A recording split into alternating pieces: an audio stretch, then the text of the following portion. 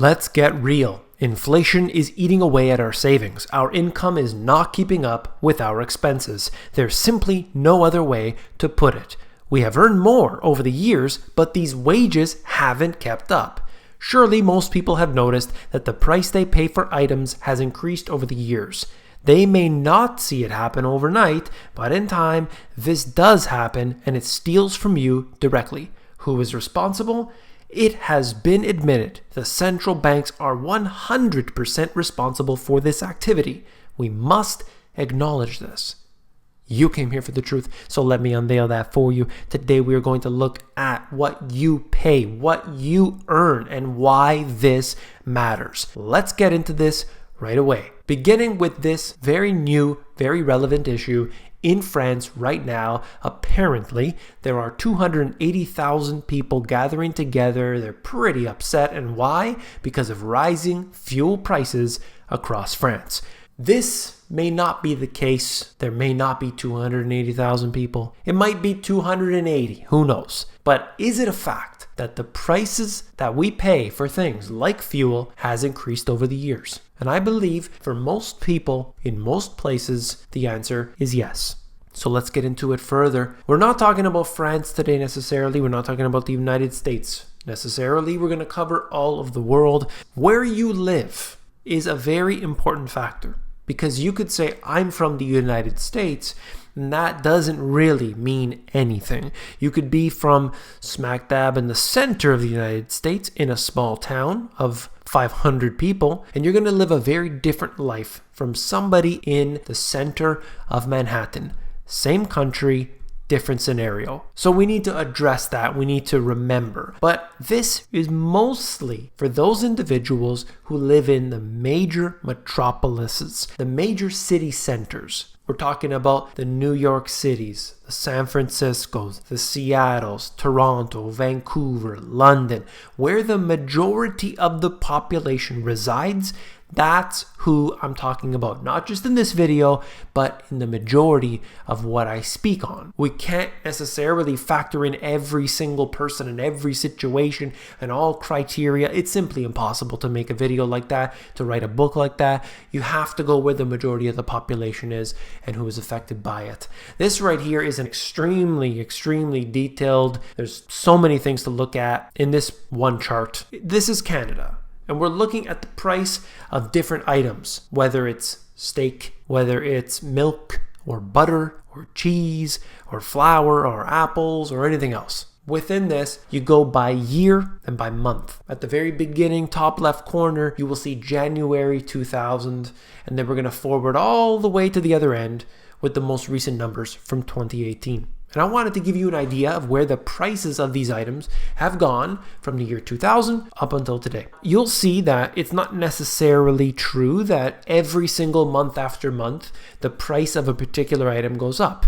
We have instances where there's a shortage of a particular item and that pushes up the price.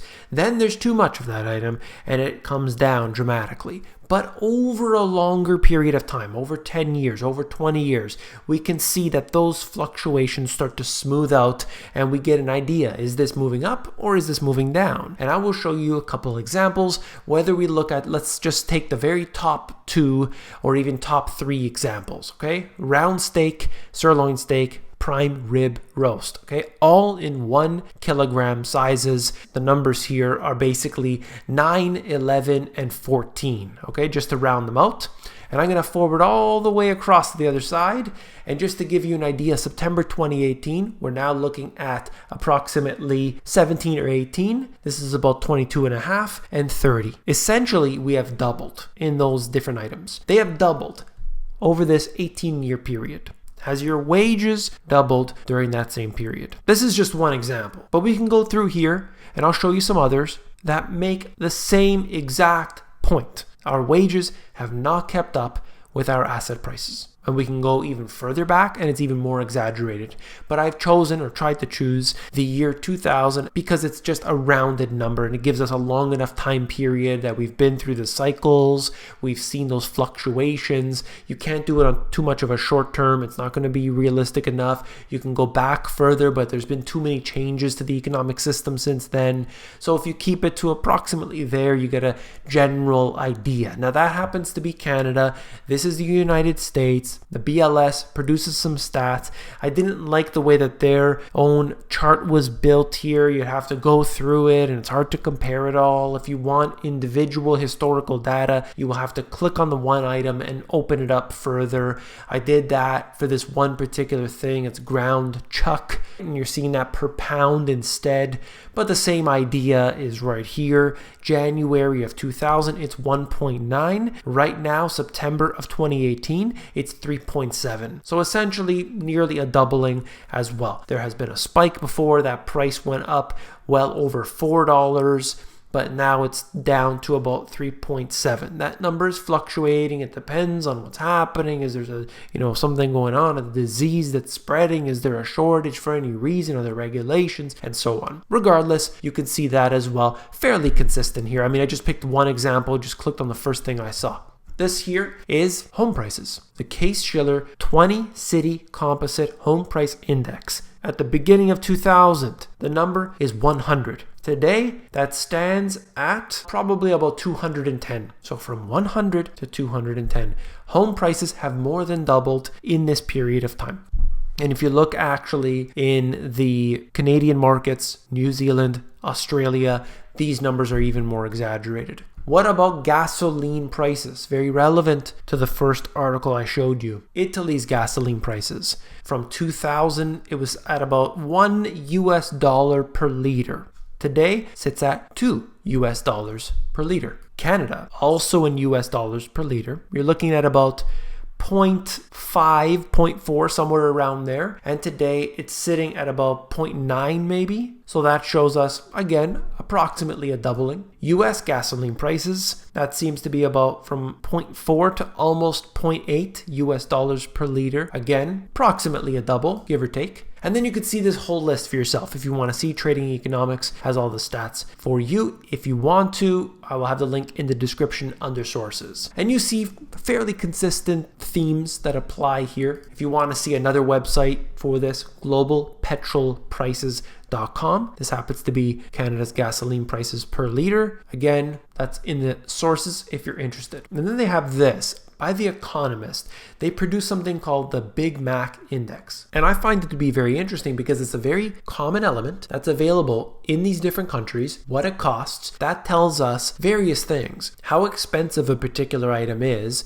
but also gets us a chance to measure something of a unique commodity, the Big Mac sandwich, and pricing it in that currency. And I don't want to really get into all the details, but if you haven't seen it, you absolutely must. So on the left-hand side, you can see the different country, and you can see how much it's over or undervalued compared to the base currency, the United States dollar. And when you look at this, compare it to Sweden, for example.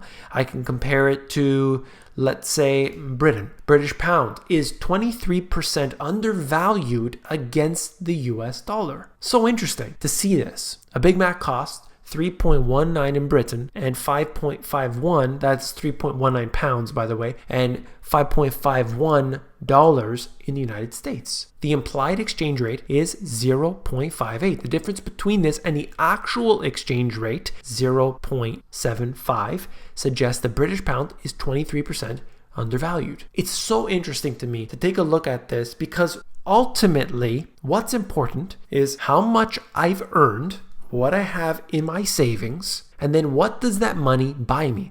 The whole sense that we want our assets to appreciate is completely meaningless if we're not using it to do something for us, to pay for our food, to pay for our gasoline, to be able to pay for our homes. Having an asset that appreciates that's in a bank somewhere really doesn't do anything for us until the day that we use it to buy something. It only means something when we buy something. All right, so when I look at this, it just gives me a completely different perspective as to what money is. So I hope that you do find it interesting. I've showed you this at least once or twice before, but if you're new to the channel or maybe just never seen it before, take a look at that. You can just go to a search engine and type in Big Mac Index and you will find this right away. And then last but not least, employed, full-time, median, usual, weekly, real earnings, wage and salary workers 16 and over. This is basically our real wages. When I look at this, I see that our wages have absolutely not kept up with the price of everything else. Now, this might be skewed because of the fake inflation rate that they use, but even going based on that, it still shows us that nowhere near our wages with all of the increases that we have seen in everything, every facet of our lives. Just to give you an idea, year 2000, this is at 335. Today, it's at 355. Now, that's not accounting for real inflation. So I believe that the numbers are far worse than this. But even when you look at the average person nominally, what they had made in 2000, what they're making in 2018, and I don't think that it is a doubling. Perhaps I'm wrong. Maybe you have doubled your income in that period of time. But do you think that that's the normal, that's the average in this 18-year period? I personally don't think so, but if you know of the general consensus, I don't want to say on an individual level, because certainly many people have doubled their income, probably even tripled their income since then. But the average person working a 9-to-5 job in the average city, the average profession, have they doubled their income during this period of time? That's what I want you to respond to if possible. I want to know what you think. I want to know if your expenses continue to increase, because I have heard many examples criticizing me that in fact we have not seen the prices rising and that things are very, very stable now. I don't find that here in Toronto. That's where I live. That's the experience firsthand that I have.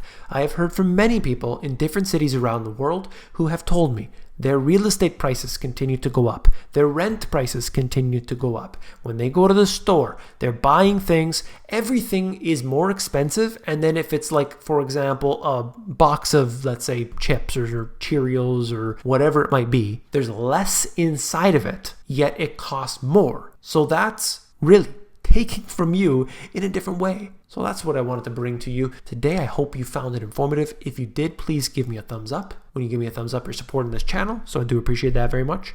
And last but not least, if you want the financial education you were not taught in school, these 2 books have it all. There's a lot to learn in these 2 books. Definitely, you can get what you need to know, and you don't need to ever have learned anything about the financial industry to get all of the good stuff from this book. I made it for those who have never even heard about the financial system. They can get everything. Check it out. Link is in the description. If you're more interested in the audiobook version, you can get that at themoneygps.com.